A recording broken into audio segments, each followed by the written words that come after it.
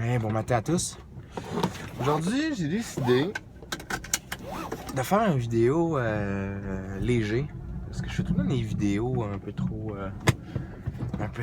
lourdes ou intenses, où c'est que je parle de trucs tout le temps sérieux, là. Puis là, je me tentais aussi d'en faire un en français.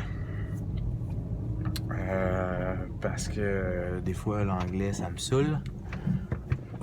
Alors, ce matin, je vais parler d'un personnage.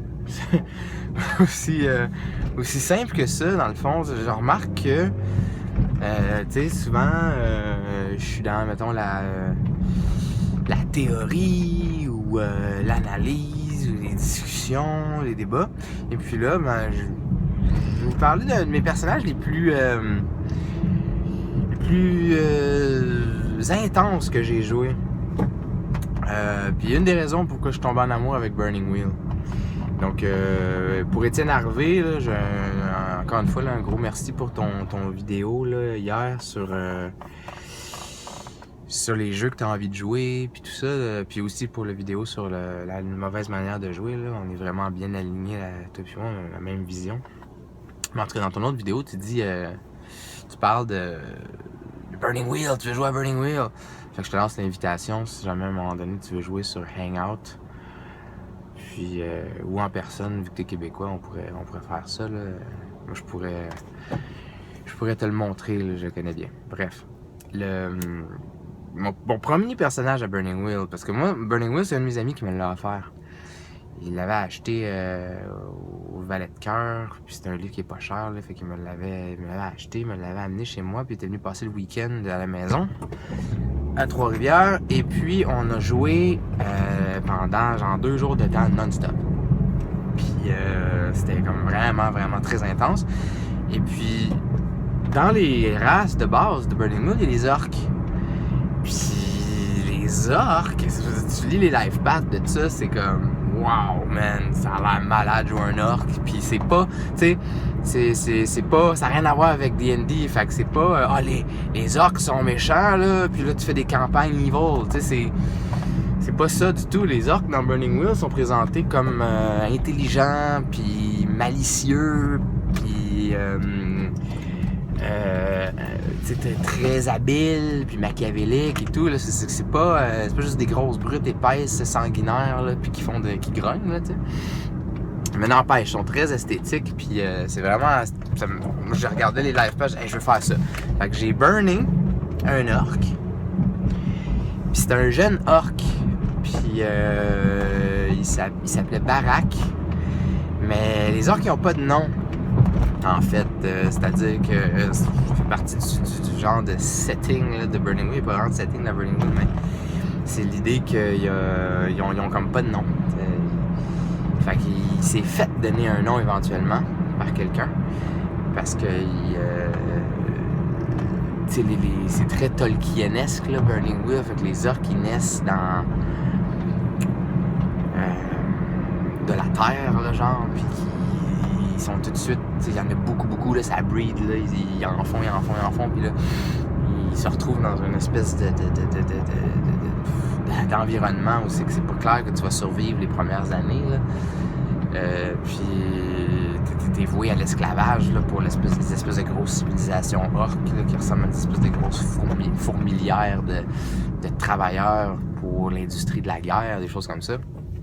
Fait que, bref, Barak, on va l'appeler Barak pour l'instant parce que c'était celui qui n'a pas de nom, là, ça a été ça pendant longtemps. Il s'est sauvé, puis c'est des créatures qui vivent la nuit, pas mal, parce que leur peau et leurs yeux, il s'est sauvé, puis au début, le début de son aventure, c'était... il était nu, complètement nu, parce que c'est ça, l'environnement, c'était une genre de campagne solo. Burning Wheel est excellent pour faire du solo. Puis au début, c'était essayer de survivre au soleil.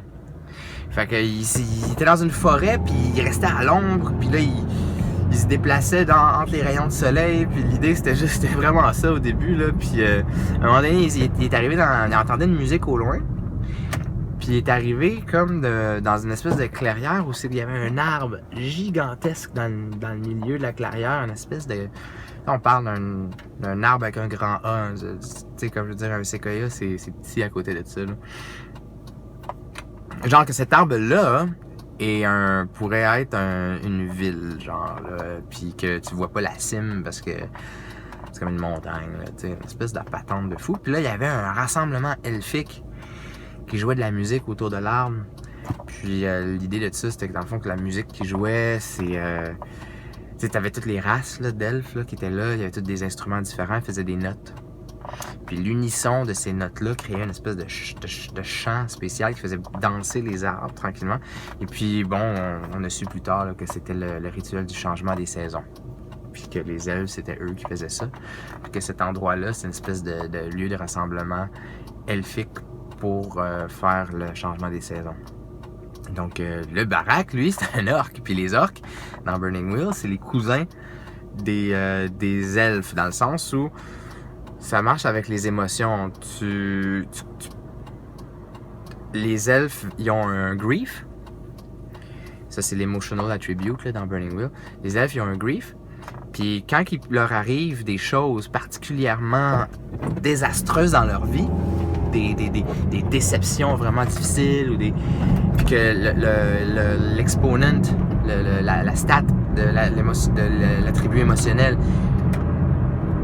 atteint 10, t'es pas obligé de tourner ton regard vers l'ouest puis t'en aller en marchant. Tu peux devenir un Dark Elf, donc transformer ton grief en spite. Là, tu deviens un Dark Elf, puis là, tu repars à 0, puis là, tu te rends jusqu'à 10, puis quand t'es un Dark Elf, puis t'arrives à ton spite qui se rend à 10, l'émotion spite, c'est... le grief, c'est genre la mélancolie ou le deuil. Le spite, c'est...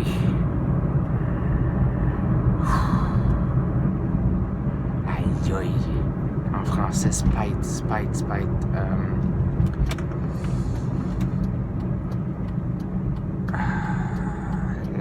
Le ressentiment, peut-être. Grief, ça serait ressentiment. Oh boy. Ok, faudrait que je vais faire une recherche, mais je sais pas. Spite va... quand t'arrives à 10, dans ton Dark Elf, il rendu... Fait que là, t'es un elfe rendu comme méchant, là, si on veut, ou rendu vraiment, vraiment sombre. Ben, quand il arrive à 10, il se transforme en orc, puis ça devient la haine, le hate. Fait que t'as tout un arc, là, que tu peux vivre avec l'histoire des elfes, bref. Fait que les orcs, il faut pas qu'ils rencontrent d'elfes trop, tu sais, ça fait un peu partie du setting, si on veut, là. Fait que c'est caché, sauf que les elfes sont extrêmement sensibles, puis extrêmement puissants, puis de loin la race la plus puissante dans Burning Wheel, là, il y a pas de balance dans ce jeu-là, c'est pas un jeu de balance. Fait que là, puis lui, il est nu, il est innocent, il comprend pas trop, il est très jeune, là, c'était quasiment un enfant. Fait qu'il regarde tout ça, puis là, à un moment donné, comme moi, je décide d'avancer à travers le monde, puis de me pointer là, puis là, il y a aucun elfe qui s'intéresse à moi, ils sont dans leurs espèces de cantiques, là. Fait que là, moi, je marche à travers les elfes nus comme un ver pour me rendre à l'arbre, parce que je veux comme toucher à l'arbre, parce que je suis attiré par l'arbre, etc. Et puis là, à un moment donné, les vibrations me prennent, là, il y a une couple de jets de dés, puis là, je perds comme connaissance, puis je me réveille dans une espèce de place, une espèce de maison dans un arbre, où il y a un elfe qui est là, qui me donne un collier, puis qui m'explique que je suis son enfant, mon enfant, me donne un genre de collier magique pour que je puisse... Parce que moi, elle dit, qu'est-ce que tu fais là? Pourquoi t'es là? Puis le but de Barak, mon belief qu'il y avait sur ma fille, c'est qu'il veut devenir un homme. Et puis ça a été une quête, là, je vous raconterai pas tout en détail, là, ça va être trop long, mais bref, ça a été une quête où je voulais devenir un homme. Barak voulait devenir humain, parce qu'après ça, il s'est ramassé sur le bord d'un village, puis il a vu les humains. Puis il dit, j'aimerais ça être un humain, tu sais, puis vivre un peu comme eux, puis il s'était vu dans son reflet dans un lac, puis il aimait pas ça, puis Bref, c'était ça sa quête, là. C'était ça le. Puis c'était vraiment une quête typique de Burning Wheel. Tu veux aller vers un deed, recevoir un arta de deed. Où c'est que le deed, c'était quand je vais devenir un humain, j'aurai mon premier deed. Je vais pouvoir éventuellement aller vers une épiphanie, puis changer mon shade, là. Ça, c'est des termes de Burning Wheel. Si vous les connaissez pas, c'est pas grave, au pire, à un moment donné, vous le comprendrez en regardant ça. Puis bref, elle me donne un collier qui fait que j'ai l'air humain pour le monde. Si le monde me touche, par contre, je suis un orc, là, avec froid, puis etc. Sauf que fait que j'ai l'air humain, fait que je peux me déplacer parmi les hommes, puis je peux, comme éventuellement, sauf que tout mon comportement il est pas humain, là. Il reste un comportement d'orc. Puis il faut que je deal avec ça. Puis si je perds le collier, ben là, j'ai l'air d'un orc, puis je me retrouve parmi les hommes. Puis bon, c'est une espèce de device qu'on a utilisé pour pouvoir gérer ça, là. Très basique, là. Puis mais ça a été comme une pierre angulaire de beaucoup de choses, parce que c'était un collier elfique écœurant dans mon cou, mais j'étais un peu épais. Ben pas épais. Il était pas épais, mais naïf. Naïf parce que il connaissait rien du monde des hommes, etc. Puis ça, je me suis ramassé dans une grosse ville. En allant faire une histoire courte, je me suis ramassé dans la plus grosse ville de tout le monde en question. Il a fait partie de l'église, il a été pris sous la tutelle de l'église. Il a appris à lire, il a appris à écrire, il a appris les commandements de la doctrine. Ça a été un long processus d'éducation. Il a monté les échelons dans l'église, il est devenu un genre d'inquisiteur. Puis il a appris la foi, qui est un autre emotional attribute, qui est un attribut émotionnel des humains. Puis là, j'en avais deux, j'avais la haine et la foi. Parce que dans Burning Wheel, tu peux avoir deux attributs émotionnels. Ça me donnait ma foi était très basse, ça me donnait quelques petits pouvoirs particuliers. Puis ça a été un deed. Ça a été le premier deed que j'ai eu. À prendre la foi, ça a été un long processus doctrinal. Puis là, après ça, il s'est fait un ami.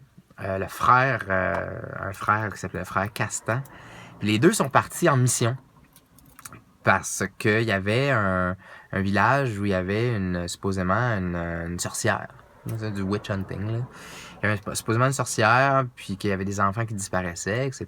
On s'est rendu là-bas, puis là, il a fallu faire un exorcisme, il a fallu faire plein de choses, mais la foi du frère en question, parce que mon ami jouait la frère, c'est comme un peu GM, ça peut devenir GM-less, un peu Burning Wheel, c'est comme juste deux joueurs avec leur perso qui se lancent la balle. Fait que c'est ça qu'on a fait. Lui, c'était le frère, c'était un humain, puis moi, j'étais puis il savait pas, moi c'était un secret, il savait pas que j'étais un orc, il pensait que j'étais un humain. Puis, bref, on a vécu un paquet de traumatismes, puis de changements de paradigme là-bas. On s'est rendu compte que l'Église était corrompue, puis que c'était de la politique. Puis, finalement, on s'est retrouvé à recréer un peu la révolution protestante là, qu'il y a eu à la fin des Lumières là, en Allemagne. Puis, lui, un de ses beliefs qu'il avait sur sa feuille, mon ami, c'était de créer faire un schisme. Puis dans la religion, puis de créer sa propre religion. Puis ça, c'était ça qu'il voulait aller, lui, vers le deed de ça. Puis éventuellement, on a carrément fait notre propre branche de la religion. Puis on a sauvé le village de carrément exorciser le village qui était en train de se faire mettre là, sous le pouvoir là, de la fameuse... sorcière, sauf qu'on s'est rendu compte que ça avait été créé par l'Église pour des raisons économiques, et puis etc. On s'est sauvé dans un marais à côté.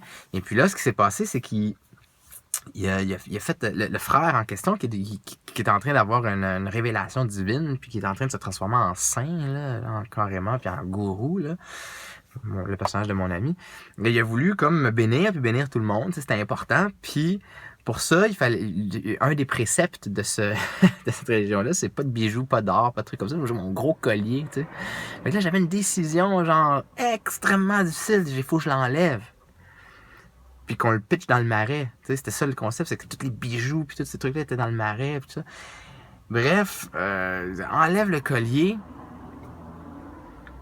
Puis, si je me souviens bien, là, enlève le collier et là, deviens humain, devient orc devant tout le monde, devant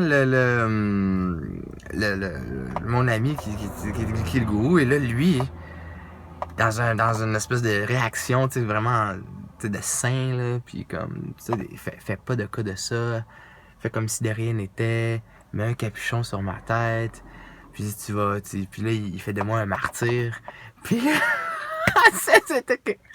c'était complètement épique, là. Un des moments vraiment les plus intenses que j'ai jamais vécu là, en roleplay. Là.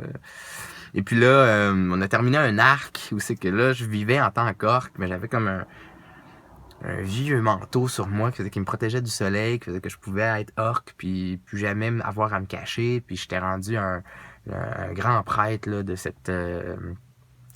mais j'ai jamais pu devenir humain. Puis ça, c'était l'espèce de truc qui...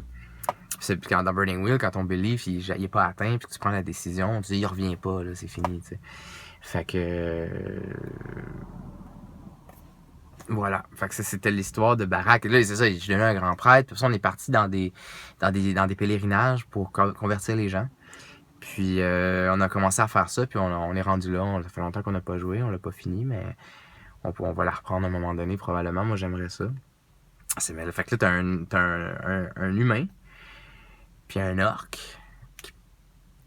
qui veulent convertir des humains à une version un peu protestantiste, là, très, très, très austère là, de la foi, du setting là, dans lequel on jouait. Fait que c'était ça, c'est l'histoire de Barak, mon orc qui voulait devenir humain. Et puis, premier personnage à Burning Wheel que j'ai joué, qui est probablement la meilleure histoire là, que j'ai vécue. Là, une des très bonnes, en tout cas, dans le jeu de rôle. Pratiquement au zéro combat, des conversations, des débats sur la religion, sur la foi, apprendre à lire, apprendre à écrire. C'était très, très, très minimaliste, très, très, très basic, les jets de dés qu'on avait, puis les interactions. On n'était pas intéressé par les grosses quêtes sanglantes, de gros combats, puis de trucs comme ça. C'était du développement personnel, puis etc. Là. Alors, mais bref, voilà. J'aimerais ça entendre vos histoires. C'est quoi votre premier personnage, ou un personnage qui vous a marqué, ou votre pire, ou votre meilleur, ou un que vous vous souvenez pour une raison particulière. Partageons cela ensemble. J'aimerais ça vous entendre. OK, merci, bonne journée.